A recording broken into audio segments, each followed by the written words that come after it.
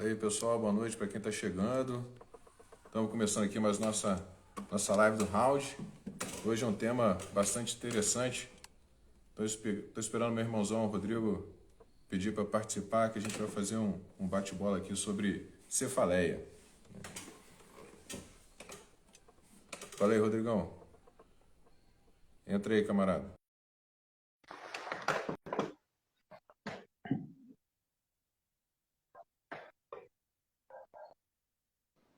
Grande Carlos, tudo bom? Salve, salve, Rodrigo Badim. Boa noite, tudo bom, meu amigo? Boa noite, meu irmão. Tudo de bom, meu camarada. É um prazer discutir sobre cefaleia com um cara que sempre me ajuda em cefaleia e tudo em neurologia. É uma pessoa que eu admiro tanto. E Pô, que vambora. bom, só é uma Vamos ver se eu honra, cara. acrescento alguma coisa, meu amigo.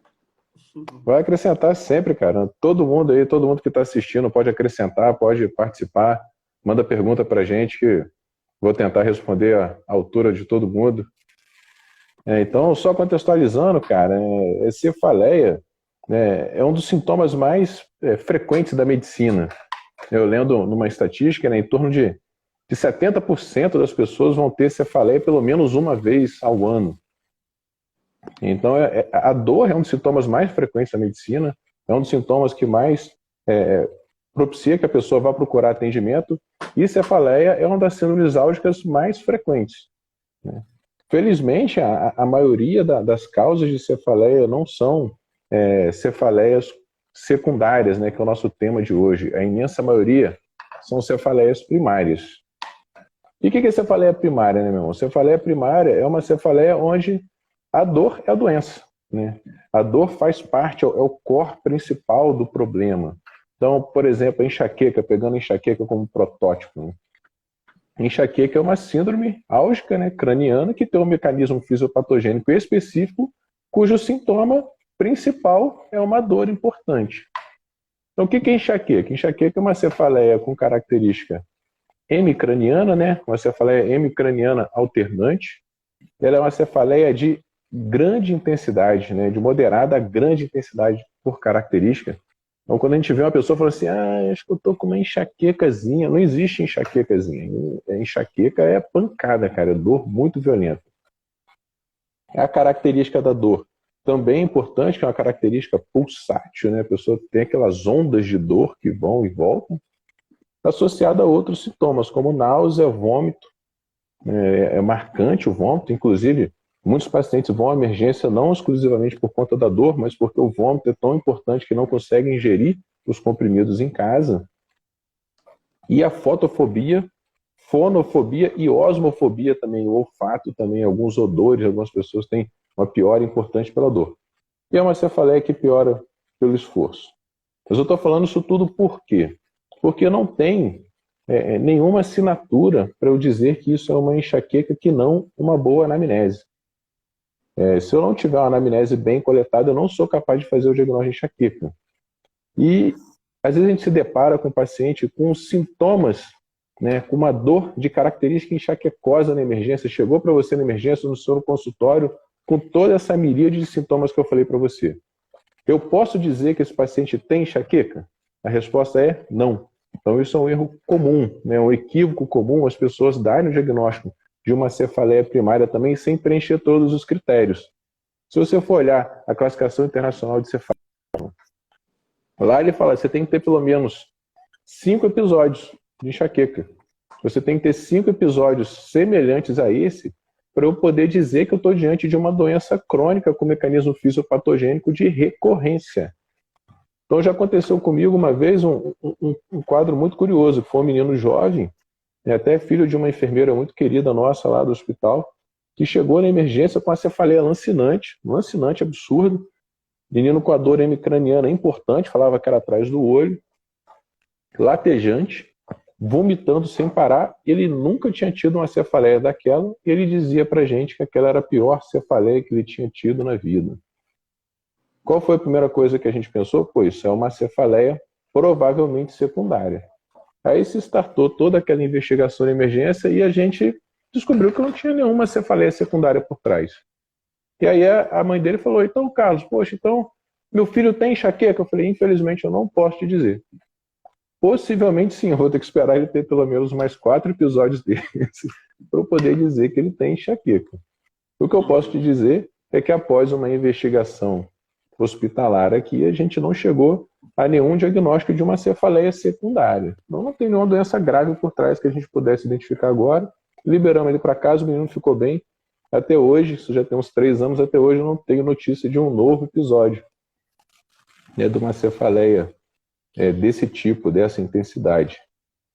Poxa, cara, isso que você falou agora, meu amigo, talvez seja uma das situações mais comuns, né? A pessoa chegar com uma cefaleia de fortíssima intensidade e tudo que é crônico, e no caso eu estou chamando de crônico, uma enxaqueca já com critério diagnóstico, que você acabou de definir aqui, que a cefaleia primária mais famosa que a enxaqueca, precisa ter pelo menos, o primeiro critério diagnóstico que você já falou, é que tem que ter tido pelo menos 5 episódios, não é isso? Exatamente.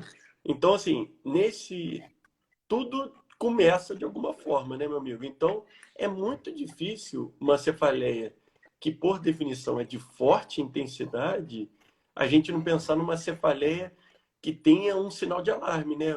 Talvez, se você puder enumerar até para a gente os principais sinais de alarme, e aí a neuro, eu volto a dizer, né, que a gente tem que trazer da neuro, saber topografar onde está o problema, mesmo que a gente não saiba o que seja, identificar os principais sinais de alarme para, basicamente, a gente ser mais invasivo, fazendo exame de imagem, enfim, ou menos invasivo. E aí que eu queria te perguntar, Carlos, se você achar coerente falar nesse momento, o que numa cefaleia, porque toda cefaleia que a gente vai chamar de primária vai levar um tempo até eu conseguir dar esse nome. Então é difícil a gente talvez escapar do exame de imagem inicialmente. Mas o que mais na anamnese, no exame físico, que é a coisa mais bonita da neurologia, na minha opinião, você valoriza no paciente que chega na emergência com cefaleia, para a gente tentar entender para que lado que a gente vai. E esse lado que eu acho que é bem definido vai para a imagem, né, que muita gente erra, acaba pedindo imagem em excesso, e o contrário que é pior, deixa de pedir ou libera um paciente. Vou te dar um exemplo. Uma moça que é muito querida nossa, foi para emergência, com uma cefaleia de forte intensidade, totalmente diferente da cefaleia que ela habitualmente tinha, que não era bem definida ainda, de altíssima intensidade e com confusão mental. E liberaram ela sem fazer nenhum exame de imagem, voltou à emergência depois, e era uma hemorragia subaracnoideia, com Fischer 4, com hemoventril. Graças a Deus ela evoluiu super bem. Mas então, voltando à pergunta para não fugir. Quais são os sinais que faz com que você, na emergência, segure o paciente e faça o exame de imagem, prossiga na anamnese e no exame físico, meu amigo? Na cefaleia, naturalmente. Na cefaleia, claro. A primeira coisa importante com relação a isso é a gente entender que a maioria das pessoas não tem uma cefaleia secundária. Então, a cefaleia secundária fica ali em menos de 20% dos casos, dependendo da casuística, em alguns hospitais, muito menos do que isso, né? Boa parte das pessoas que procuram a emergência já tem cefaleia já há algum tempo. Aí cai naquele primeiro item que você falou. Tem que gastar tempo na anamnese. Você tem que perguntar se a pessoa já conhece aquela cefaleia, se ela já aconteceu outras vezes, né? E se ela vem mudando de padrão, né? Pelo que você falou desse caso agora, era uma pessoa que tinha uma cefaleia provavelmente primária, mas ela houve uma mudança clara no padrão de dor dela. Mas não só a mudança clara no padrão de dor, como também uma alteração neurológica muito significativa, que é a alteração da consciência. Então a gente vai enumerar cada uma dessas questões que devem chamar a atenção.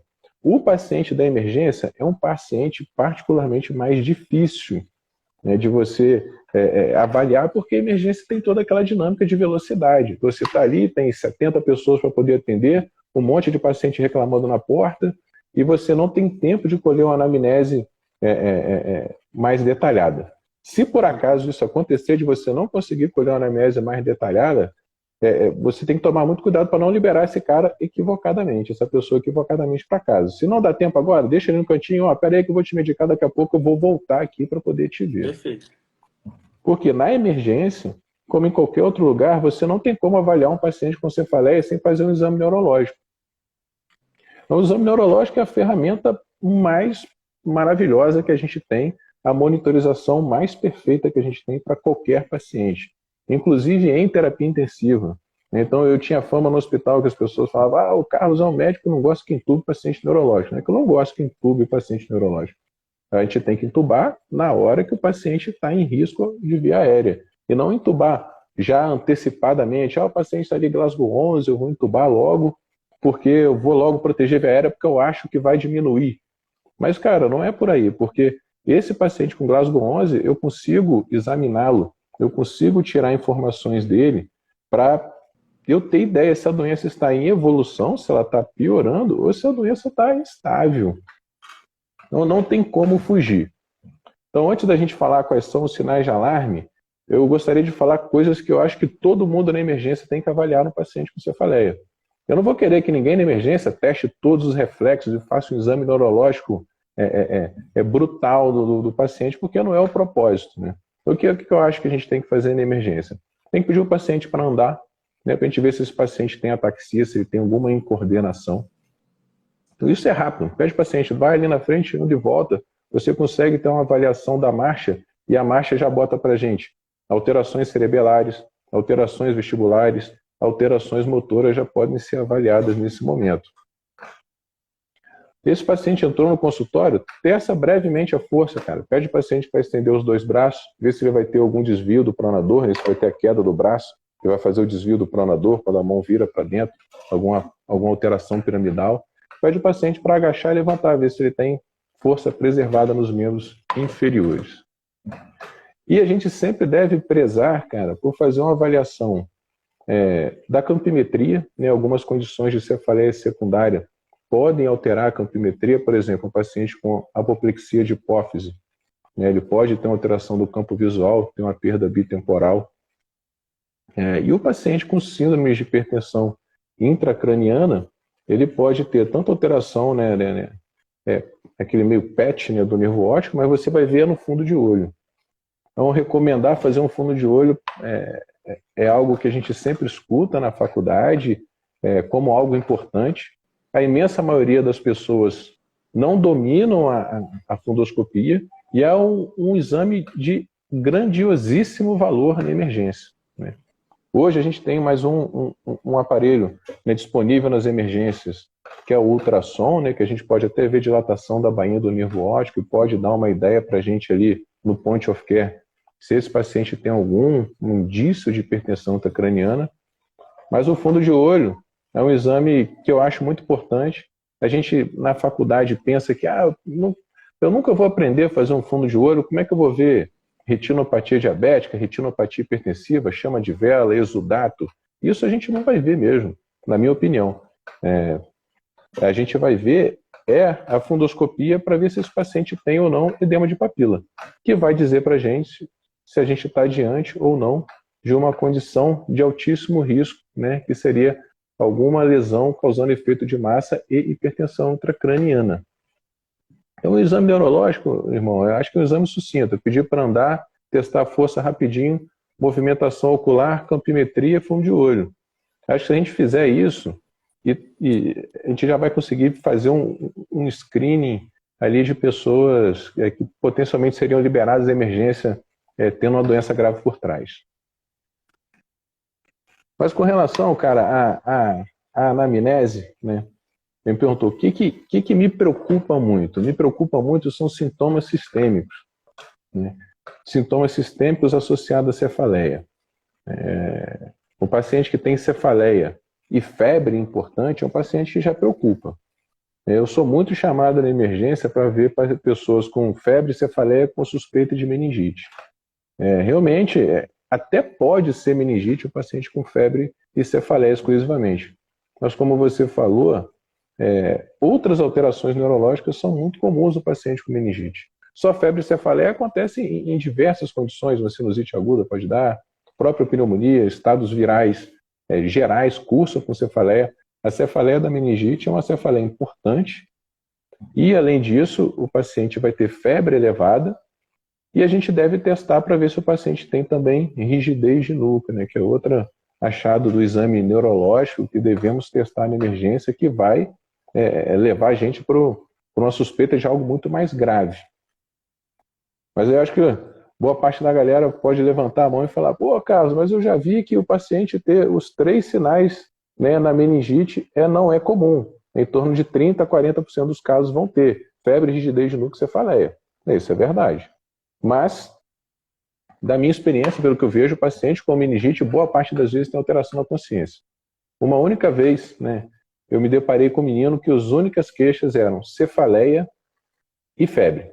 E era uma meningite. E eu fiz a punção lombar até a contragosto naquele momento, né, fazendo meia-culpa aqui, e veio o líquor com pneumococo.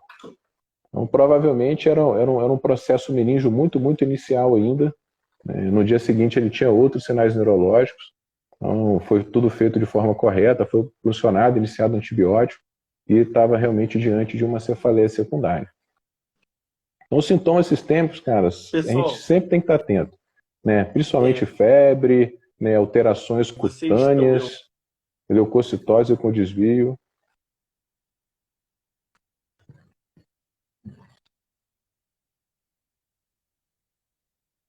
E aí, Rodrigão?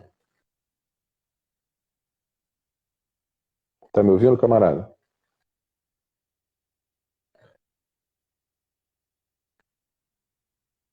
Pessoal que está assistindo a gente aí, tá travando, galera? Vocês estão ouvindo direitinho?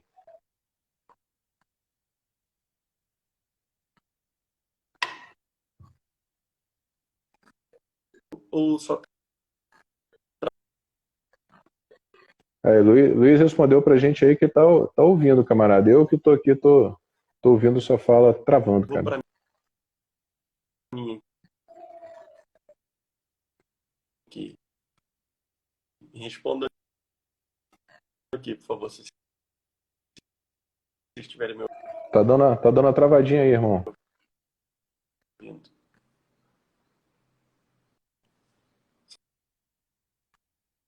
Eu vou continuar falando aqui, camarada. Travou, se fui eu. É o seu, cara, que tá travando. Agora é o seu. Melhorou? Acho que melhorou aí.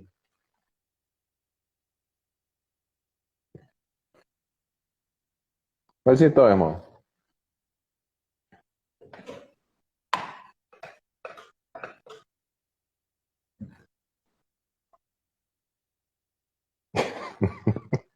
Tá travando tudo, cara. Eu vou continuar falando aqui, tá, camarada? Eu vou ver se dá um tempo a sua internet entrar legal aí. Então, com relação à cefaleia secundária, cara, eles criaram um macetinho. Eu tenho bastante dificuldade com o macete desses acrônimos para poder lembrar, né? E eles criaram o tal do SNOOP, SNOOP 10, né? O pessoal tá rindo pra caramba. Então, o que é o SNOOP 10? É uma sigla do inglês, né? Que vai ajudar a gente a lembrar das coisas mais importantes para a gente pensar na cefaleia secundária. Então, o S do SNOOP, né, seria de sintomas sistêmicos, que a gente acabou de falar, principalmente febre, leucocitose, artralgia, mialgia. Né? Eu falei um pouquinho sobre meningite bacteriana, mas meningite viral é muito mais comum, principalmente em criança. Né? Criança, eu não atendo criança, né? Mas eu sei que na emergência é comum as pessoas receberem crianças com queixa de cefaleia, né? E a meningite viral é bastante frequente, né? No Covid nós vimos bastante casos de meningite viral. Boa parte das vezes a gente acaba nem fazendo punção lombar para ter o diagnóstico definitivo, porque é uma meningite autolimitada. A meningite viral é muito mais tranquila. Diferente do paciente com encefalite. A encefalite, sim, esse paciente vai ter sintomas sistêmicos importantes, mas como a infecção é do parênquima cerebral, está dentro do tecido cerebral, esse paciente vai ter sintomas neurológicos focais importantes. Então, seguindo o acrônimo aqui do SNOOP, né, o segundo N é história de neoplasia. História de neoplasia, é claro, você tem um paciente que tem história de neoplasia e ele desenvolve uma nova cefaleia, a chance desse paciente ter uma metástase cerebral chega perto de 50% dos casos. Está certo que muitos dos quimioterápicos vão ter uma série de efeitos colaterais. Mas um paciente que chega para a gente e fala assim, doutor, eu vim aqui na emergência que eu estou com muita dor de cabeça, mas eu estou em tratamento de câncer de pulmão. Esse paciente não pode sair da emergência e fazer o exame de imagem. Diferente do paciente que chega para você com uma cefaleia, vamos supor um caso hipotético, então. Uma pessoa chega com cefaleia, uma cefaleia de início recente, ou uma cefaleia que piorou muito ultimamente, a única queixa desse paciente é cefaleia. Então, só recapitulando, um paciente com a piora da dor, uma cefaleia mais intensa, uma cefaleia mais grave, e só, não tenho mais nada, nenhuma alteração no exame neurológico. Você tem ideia de qual é a chance desse paciente ter um tumor cerebral como a causa da cefaleia dele? Então, a chance desse paciente ter um tumor é em torno de 0,5% ou menos. Então, quando a gente pega o paciente com uma nova cefaleia e a gente faz o exame neurológico, e o exame neurológico não tem nenhuma alteração, e obviamente, eu já falei, né, já escolhi pacientes com diagnóstico prévio de cefaleia em outro sítio, não. Aí sim, esse paciente tem um grande risco de metástase cerebral. Mas essa pessoa que não tem, né, nenhuma história de doença sistêmica, incluindo neoplasia, como uma doença sistêmica, a chance dele ter um tumor é mínima, gente. É muito baixa se nosso exame neurológico, a fundoscopia, for normal, tá? Então, essa é uma informação que eu acho fundamental para a galera, que o mais comum é o pessoal pensar, será que a cefaleia é muito pior? Abaixa, a dor de cabeça se acentua. Então, quando muda de posição, né, que é um dos P's que eu vou falar mais na frente, uma cefaleia posicional, ele é um sintoma de alarme também. Mas ele não tem uma sensibilidade, uma especificidade, digamos, tão importante. Então não precisam se preocupar muito com uma pessoa só com cefaleia, com a possibilidade que aquilo seja um tumor. A chance é realmente muito baixa. Então, seguindo aí do nosso acrônimo do SNOOP, né, déficit neurológico. Cara, déficit neurológico, galera, não dá para mandar para casa. O paciente com alteração neurológica ao exame físico está com sintoma localizatório. Ou não localizatório, como você falou, Rodrigão, é alteração da consciência. Alteração da consciência é sintoma de alarme importante. Mas se esse paciente tem cefaleia e tem uma discreta paresia, tem uma discreta parestesia, diplopia, né, visão dupla, isso são sintomas de localização. Então, se eu pudesse ranquear de todos os sinais de alarme, exame neurológico alterado é o sinal de alarme mais importante para mim, de longe, não tem dúvida. Então, seguindo, outra queixa importante também, e dentro desse tipo de cefaleia, dá uma discussão pano para manga para a gente ficar aqui uma semana batendo papo, porque é um grupo de doenças muito interessantes, é início abrupto. Cefaleia de início abrupto é um sinal de alarme. E o que é o início abrupto? O início é aquele que a gente diz que é uma cefaleia entrovoada, cefaleia thunderclap. É quando uma cefaleia cujo pico da dor é máximo em menos de 1 minuto, em até 1 minuto. Tem algumas referências que botam em até 1 hora, mas até 1 hora, até alguns pacientes com enxaqueca vão se enquadrar nesse grupo. Porque enxaqueca é uma cefaleia que piora razoavelmente rápido, mas não em 1 minuto. Ninguém começa com uma crise de enxaqueca e em 1 minuto está com a dor absurda. Agora o paciente, como esse que você descreveu aí, irmão, é um paciente com cefaleia entrovoada. A cefaleia vai aumentar absurdamente em menos de 1 minuto.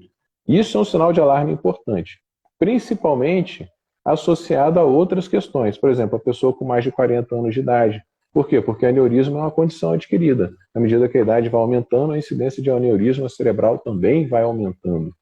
E dependendo da situação que o paciente tiver apresentado dor, por exemplo, uma cefaleia entrovoada após esforço físico, aumenta a chance de ser uma hemorragia subaracnoide. Ou paciente com uma cefaleia entrovoada durante o intercurso sexual. Cara, cefaleia durante o intercurso sexual não pode ser considerada cefaleia orgásmica. Cefaleia orgásmica é um tipo de cefaleia primária, mas você tem que preencher os critérios direitinho. E uma primeira vez que esse paciente se apresente na emergência com uma cefaleia orgásmica, a gente tem que fazer exame de imagem, porque tem que descartar a possibilidade de ser uma hemorragia subaracnoide. Outras condições que cursam com cefaleia entrovoada também, que está muito na moda, cai em provinha, aparece na emergência, a gente acaba papando mosca, é o paciente com síndrome de vasoconstrição cerebral reversível, o RCVS.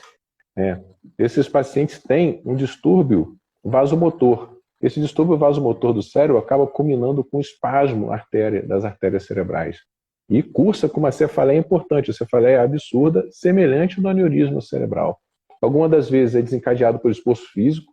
Então, uma pessoa que está na academia, pessoa que faz crossfit, faz esforço físico muito violento, começa com a cefaleia. A cefaleia é importante, não chega a ter alteração da consciência naquele momento, ele vai na emergência. Ele vai na emergência, faz exame de imagem, o exame de imagem é rigorosamente normal, na grande maioria das vezes.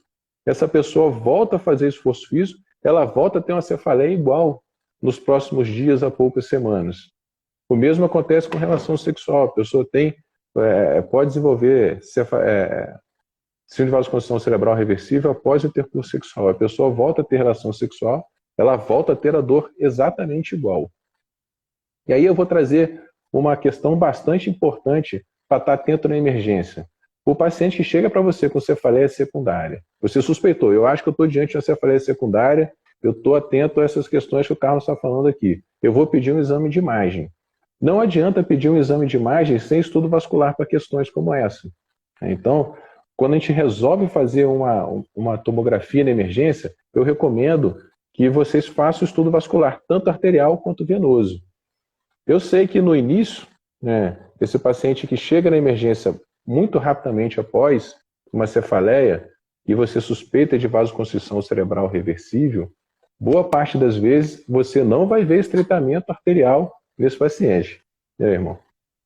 Você não vai ver nenhuma alteração no estudo vascular. Essas alterações arteriais vão surgir mais para frente.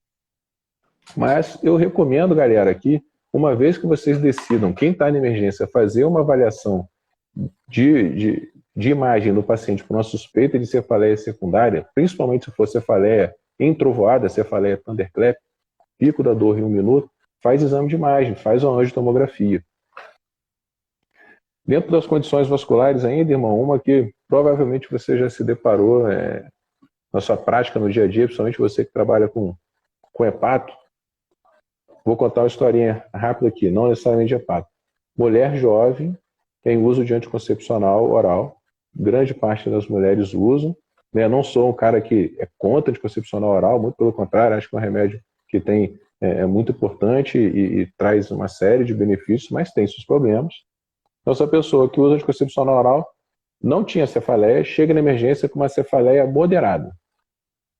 É avaliada na emergência, não é detectado nada no exame físico, essa paciente é corretamente liberada para casa.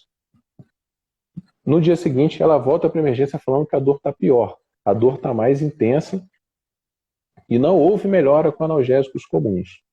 Isso já vai deixar a gente um pouco preocupado. A pessoa foi na emergência no dia, foi no dia seguinte com piora da cefaleia. Feito um exame neurológico, o exame neurológico era normal.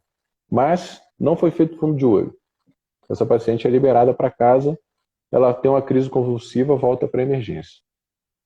Avaliada novamente, estado pós-ictal, torporosa, é levada para o exame de imagem, faz uma tomografia de crânio, a tomografia de crânio é normal. Aí minha pergunta, dá para dizer que não é uma cefaleia secundária?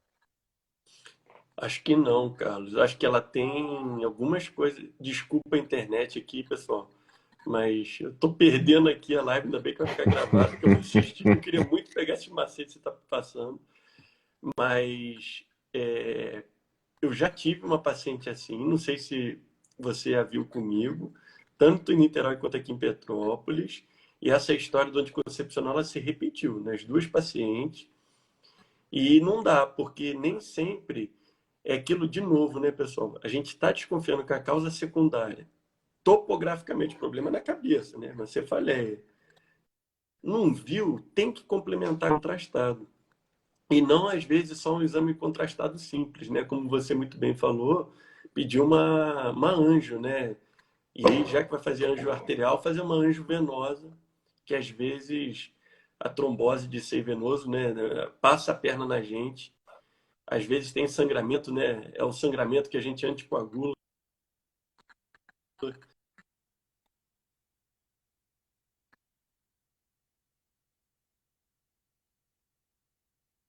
E não é tão ruim perna, porque às vezes até uma TC contrastada pode passar a perna, né, Carlos?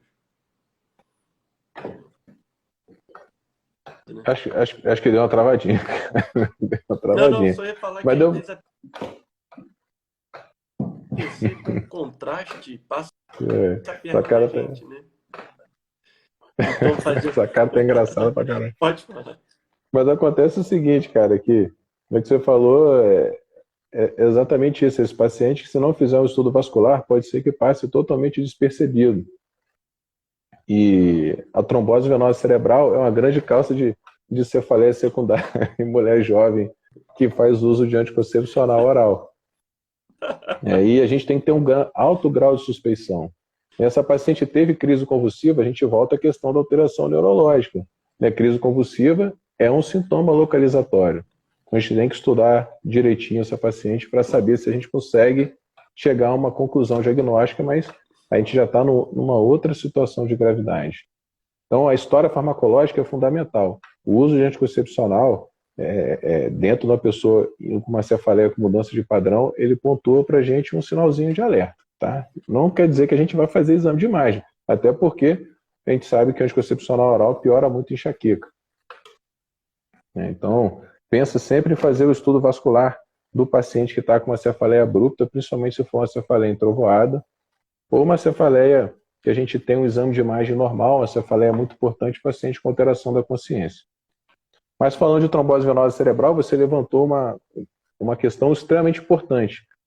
É comum as pessoas suspeitarem da cefaleia secundária, pensarem em trombose venosa cerebral, aí faz o exame de imagem. Faz o exame de imagem, encontra hematoma itaparenquimatoso e fica com medo de anticoagular. Fala assim, não, essa paciente tem contraindicação na anticoagulação. Isso é um equívoco muito grande. Né? Paciente com trombose venosa cerebral, você anticoagula, mesmo se ele tiver hemorragia cerebral. Por quê? O mecanismo do sangramento é congestão venosa. Se você não melhorar aquela congestão venosa pela trombose, você vai favorecer o aumento do sangramento. Então, aquele sangramento não é por uma ruptura de um vaso arterial de alta pressão, mas por conta de um entupimento, um defeito de drenagem da trombose venosa. Então, a gente deve sim anticoagular todo paciente com trombose venosa cerebral, né, mesmo que ele tenha sangramento intracraniano. Você pode optar por fazer uma anticoagulação com uma medicação de meia-vida mais curta. Né? Você pode não fazer enoxaparina e fazer heparina de baixo peso molecular, né, para fazer heparina não fracionada, né, você fazer heparina normal, e você ir ajustando pelo PTT, por quê? Esse paciente pode ter uma deterioração clínica, uma piora neurológica, e você precisar de uma intervenção cirúrgica, e se ele estiver plenamente anticoagulado, você vai ter um problema grande nas mãos. O paciente precisa ser operado de forma emergencial, mas está anticoagulado. Então, se você estiver receoso nas primeiras 48 horas, você pode anticoagular com a medicação com heparina que você possa reverter. Tá? Então, seguindo o nosso acrônimo aqui, a gente tem, além do início abrupto, né, você tem o OR do nosso SNOOP, que seria a idade, né, older age. Então, idade acima de 50 anos. A idade acima de 50 anos aumenta a chance de que a gente tenha uma cefaleia secundária, principalmente pensando em questões vasculares e questões neoplásicas. Né? Então, quando pega um paciente com uma nova cefaleia acima dos 50 anos de idade, a gente deve levantar um sinal de alarme. Está certo que as cefaleias secundárias elas se tornam mais importantes a partir da idade de 65. 65 é um ponto de corte importante. Essas pessoas procuram pouco a emergência por cefaleia. Quando procuram, a chance dessa cefaleia ser uma cefaleia secundária por uma doença grave aumenta bastante. Então, idade acima de 50 anos, galera. Mudança do padrão. Mudança do padrão, para mim, dentro desse acrônimo, uma das razões que a gente menos encontra uma causa secundária a mudança do padrão. Por quê? Porque a grande causa de mudança do padrão de cefaleia é abuso de analgésico. O paciente tem uma cefaleia primária, ele vai usando analgésicos de forma abusiva. A gente pode até um dia comentar aqui, né, sobre cefaleia por abuso de analgésico, é um tema muito pertinente. E esse paciente muda o padrão, porque é uma característica da cefaleia por abuso de analgésico. E essa mudança de padrão não quer dizer que esse paciente tenha uma doença grave por trás, mas sim, é classificado como uma cefaleia secundária, claro, porque você tirou o analgésico e esse paciente vai reverter. Então é um tipo de cefaleia que é curável, um dos poucos que a gente realmente, de fato, vai curar. Então, mudança do padrão também deve acionar um sinal de alarme para a gente. Uma cefaleia posicional, como eu falei, a pessoa abaixa a cabeça e a cefaleia piora. Abaixar a cabeça, a gente aprende na faculdade que é um sintoma de que essa cefaleia pode ser por hipertensão intracraniana. Mas eu vejo na minha prática também muito paciente com sinusite, obstrução dos seios da face, quando ele abaixa, ele tem uma sensação de aumento da pressão nos seios da face e também piora a cefaleia. Então, o fato de você abaixar a cabeça, apesar de ser um sinal de alarme, não tem uma grande especificidade para o diagnóstico de cefaleia secundária. Agora, um que eu queria que vocês tivessem bastante atenção é cefaleia em grávida, pessoal. Cefaleia em grávida sempre é preocupante. Por quê? Porque a gente sabe que a grávida está num estado pró-trombótico, né? Complicações trombóticas na gravidez são muito comuns, principalmente no puerpério. Então, gravidez e principalmente puerpério, um paciente com a cefaleia importante, a gente deve acender um sinal de alerta. Já vi algumas vezes AVC isquêmico no puerpério, principalmente por conta das tromboses, né, dos vasos uterinos que estão acontecendo para que haja contração uterina. E como a persistência do fonema oval patente também é frequente, pode haver o deslocamento de pequenos trombos e esse paciente tem um AVC isquêmico. Mas também por conta de trombose venosa cerebral. Então, o paciente grávida, principalmente no puerpério, deve acionar para a gente um alerta de que pode ser uma cefaleia secundária. Olho doloroso, né? Painful eye. O olho doloroso, ele pode estar associado a algumas doenças, como a síndrome de Tolosa-Hunt, que é uma doença granulomatosa retrocular, mas também trombose venosa do seio cavernoso, né? Do seio cavernoso é um seio específico. Quando você tem trombose do seio cavernoso, você dificulta a drenagem da órbita. Então você pode ter proptose, né? Aquele olho para fora, né? O olho mais vermelho e protruído. Pode ter distúrbio da movimentação ocular. Aí a gente vai ter um olho doloroso. Um tipo de cefaleia primária que cursa com dor ocular e sintomas trigeminais é a cefaleia em salva. É uma das raras exceções, né, de cefaleia primária que a gente vai fazer exame de imagem. Então a gente não precisa fazer exame de imagem para uma cefaleia primária, a gente vai fazer exame de imagem para cefaleia secundária. A única exceção são as cefaleias trigeminais que estão indicadas sim fazer um exame de imagem, né, para a gente descartar complicações como essa que eu acabei de falar de trombose cavernosa. A cefaleia pós-traumática entra também. A cefaleia pós-traumática é uma cefaleia secundária, né? Ela pode vir por conta de complicações desse trauma. Um que eu chamo alerta para vocês, que é um danado de um traiçoeiro, é o hematoma subdural crônico. Hematoma subdural crônico é incomum em pessoas mais jovens, mas é bastante frequente em pacientes mais idosos que sofrem uma queda boba. O senhor estava em casa, tomou um tombinho, bateu a cabeça na parede, ou foi sair do carro e bateu com um cucuruco na barra da porta, e após 2, 3 semanas começa a ter cefaleia. Esse paciente pode estar desenvolvendo hematoma subdural crônico e que muitas das vezes há necessidade de drenagem cirúrgica. E cefaleia pode ser um único sintoma. À medida que o hematoma subdural vai crescendo e vai comprimindo o cérebro, sintomas neurológicos focais começam a surgir. E história de doenças do sistema autoimune. O paciente com HIV, ou o paciente com alguma imunodeficiência primária, ou o paciente com alguma imunodeficiência causada por tratamento, né, ou quimioterapia, que a gente entra dentro do paciente com câncer também, né? Mas vamos supor pacientes com doenças hematológicas que causem imunossupressão, agranulocitose, aplasia de medula, são pessoas que têm o sistema imune prejudicado, aumenta muito a chance de ter complicações intracranianas, como abscesso cerebral, neurotoxoplasmose, neurocriptococose. Então, são pessoas que a gente tem que ter um limiar menor para fazer exame de imagem.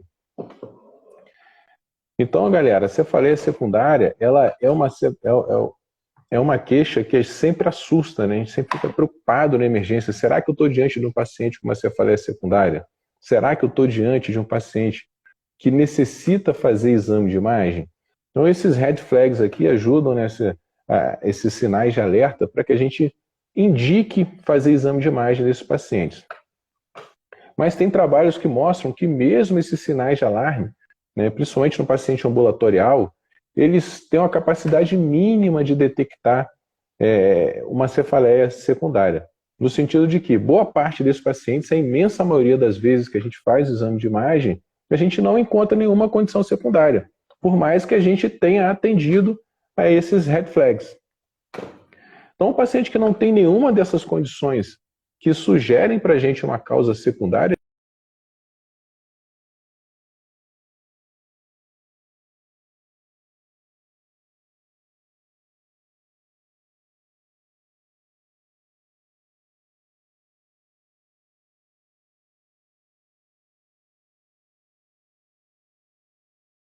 não é exame neurológico de filigrana da faculdade. Você pode fazer um exame neurológico bem pontual. Eu recomendo para quem tiver oportunidade fazer um treinamento daquela escala do NIH. Tá travando?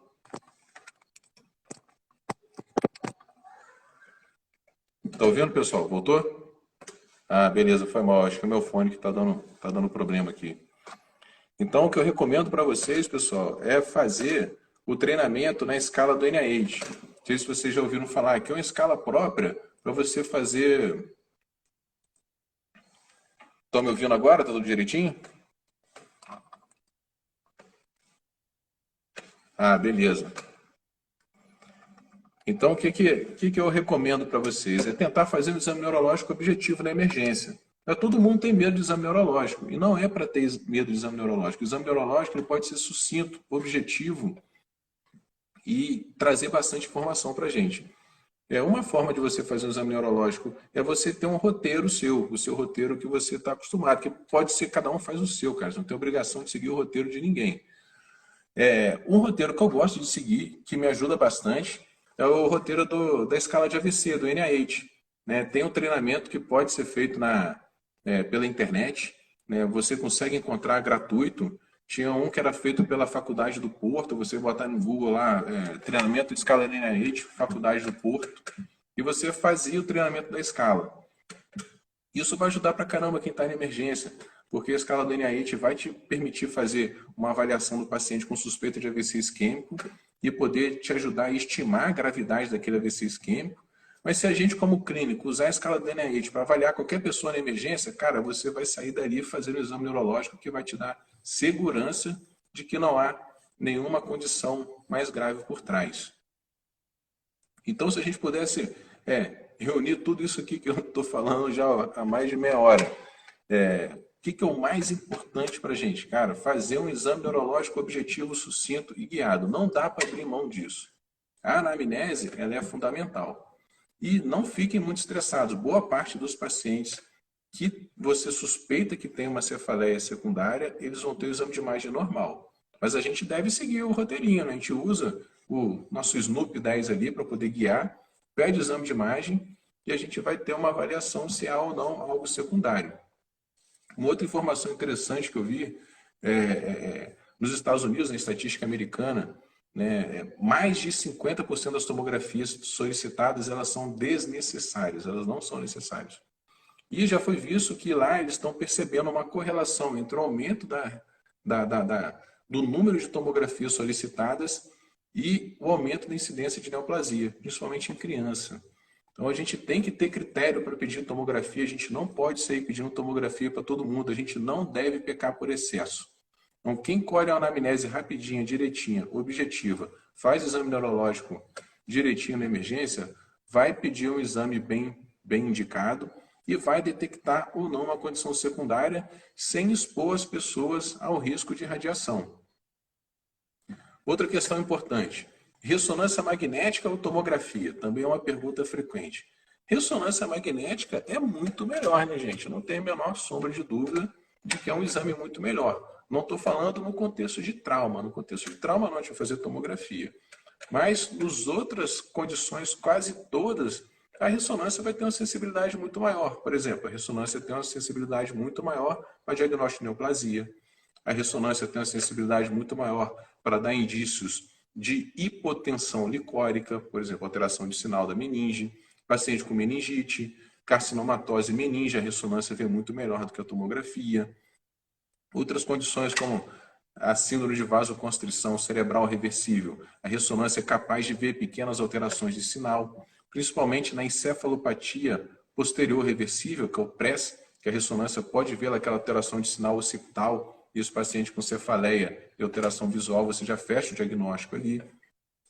AVCs pequenos. Então não tem a menor sombra de dúvida. Se você trabalha no local, você suspeitou de uma cefaleia secundária e você tem disponível a ressonância para fazer na emergência, a ressonância sim vai te dar mais segurança, vai te permitir fazer mais diagnósticos do que com uma tomografia simples. E outra mensagem para levar para casa é, decidiu fazer tomografia, galera, você fez o seu dever de casa direitinho, fez o exame, pede com estudo contrastado e vascular, porque você não vai cair da cadeira quando o paciente tem um aneurisma cerebral. Esse paciente pode estar tendo uma cefaleia daquela sentinela, né? Uma cefaleia que está predizendo a ruptura iminente do aneurisma nas próximas horas ou poucos dias. Então, o estudo vascular também pode te dar uma visualização melhor dos seios venosos e fazer o diagnóstico de trombose venosa cerebral, isso principalmente em mulheres jovens em uso de anticoncepcional. Tá? Acho que é mais ou menos isso. Se alguém tiver uma dúvida, sempre pode falar com a gente no nosso canal do Round, pode mandar dúvida para a gente lá no direct, que eu vou ter o maior prazer em responder. A gente já tem alguns materiais sobre cefaleia, né, ao longo desses 2 anos que a gente está publicando. Né, já publiquei várias coisas sobre cefaleia. No nosso canal do YouTube também tem um videozinho que eu mostrei como é feito o diagnóstico de enxaqueca, né, e os sintomas prodrômicos da enxaqueca também, que é bastante interessante. Tenho certeza que muita gente que está assistindo aqui tem cefaleia, né, e tem enxaqueca. Espera aí que eu estou tentando ver o que o Estevão respondeu aqui. Através de T1 e T2 da TC, consigo perceber. Deixa eu ver aqui, irmão. Vou procurar aqui sua mensagem aqui para eu...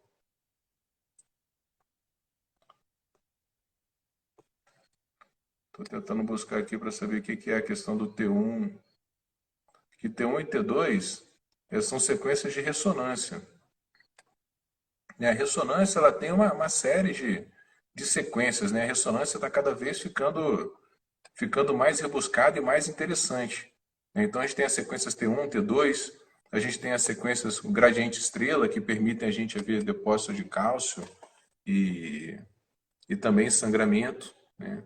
Então a sequência T2, não sei se é isso que você está perguntando aí, Estevão, a sequência T2 ela permite a gente ver infiltração de líquido, né? Principalmente o T2 flare, né? que é a inversão de fluido, que você suprime o fluido. Então a sequência T2 permite você ver alterações importantes do parênquima cerebral quando tem ali infiltração líquida, microangiopatia, edema cerebral tumoral, são sequências que ajudam bastante.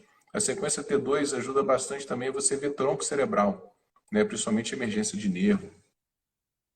Então é um exame de imagem que ajuda bastante. Se alguém tiver alguma dúvida, galera, pode mandar para mim aqui que agora como eu estou falando menos, estou conseguindo ficar mais atento aí ao que vocês escreveram.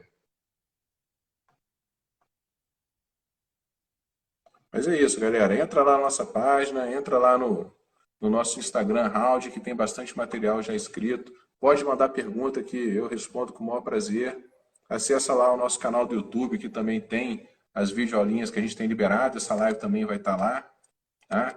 E sempre que a gente puder ajudar, conta com o nosso time aqui, tá bom? Obrigado pela audiência aí. Semana que vem a gente está de volta de novo. Beijo para todos. Até a próxima.